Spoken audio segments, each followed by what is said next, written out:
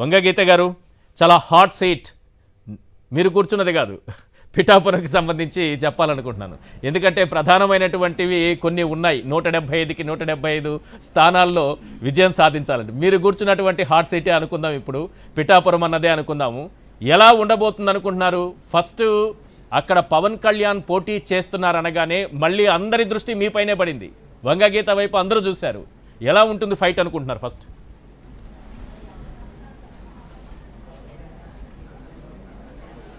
నమస్కారం అండి. నమస్తే మేడం. ముందుగా నాకు పిఠాపురం నియోజకవర్గ వైఎస్ఆర్సీపీ అభ్యర్థిగా మరి ప్రకటించినందుకు హృదయపూర్వకంగా ముఖ్యమంత్రి గారు, మా పార్టీ అధ్యక్షులు జగన్మోహన్ రెడ్డి గారికి ధన్యవాదాలు తెలియజేస్తున్నాను. తప్పకుండా మా క్యాడర్ అందరూ కూడా, మా నాయకులు, మా కార్యకర్తలు, మా క్యాడరు, మా అభిమానులు అందరి సహకారంతో వైఎస్ఆర్సీపీ పార్టీ తప్పక విజయం సాధిస్తుంది పిఠాపురంలో. అదేవిధంగా క్యాండిడేట్స్ గురించి చూసుకుంటే తప్పకుండా 175 నియోజకవర్గాల్లో ప్రత్యర్థులు ఉంటారు. అందరూ కూడా అన్ని పార్టీల నుంచి పోటీ చేస్తుంటారు. పిఠాపురం నియోజకవర్గం మీరన్నట్టుగా కొంత అందరికీ దృష్టిని ఆకర్షించే విధంగా ఉన్నది. అయితే నేను తప్పకుండా, మీరే అన్నారు హాట్ సీట్ అని, బట్ ఇది విన్నింగ్ సీట్. ఇది డెఫినెట్గా శక్తి మాత ఆశీస్సులతో, మా జగన్ గారు ఇచ్చిన సపోర్ట్తో, ప్రజలు ఇవ్వబోయే దీవెనలతో వైఎస్ఆర్సీపీ పార్టీ గెలుస్తుంది. అభ్యర్థిగా నేను కూడా విజయం సాధిస్తాను. ఇది జరగబోయేది. ఎందుకంటే గతంలో కూడా నాకు ఈ నియోజకవర్గంతో పూర్తి అనుబంధం ఉంది. నాకు ఎన్నో సంవత్సరాలుగా ఈ నియోజకవర్గంతో, ఈ నియోజకవర్గంలో ఉన్న ప్రజలతో, ఈ నియోజకవర్గం ఉన్న ఓటర్స్తో, ఈ నియోజకవర్గంలో ఉన్న ఫ్యామిలీస్తో, నేను వాళ్ళ ఫ్యామిలీలో ఒక ఫ్యామిలీగా నేను పెరిగాను.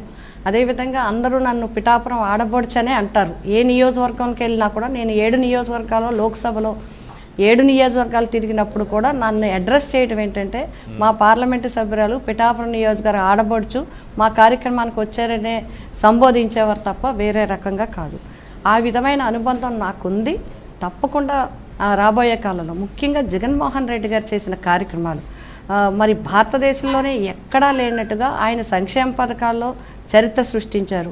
అదేవిధంగా ముఖ్యంగా సామాజిక సాధికారతని అందరూ చెప్పారు తప్ప, ఎజెండాలో చూపించారు తప్ప ఎవ్వరూ ఆచరణలోకి తీసుకోలేదు.